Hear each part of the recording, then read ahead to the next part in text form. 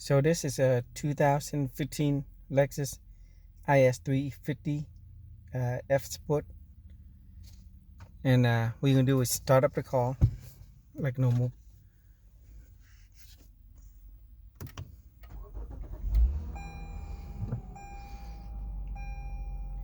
And so we're gonna use these pads here, and you see it, the maintenance light is on. So what you're gonna do is you can push this here. So if you push it, it's going to move that.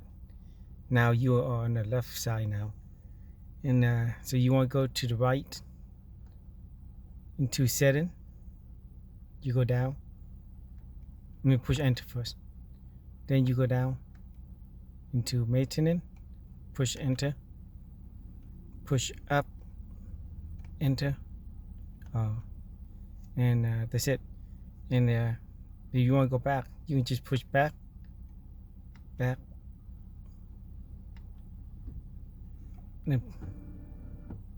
that's it.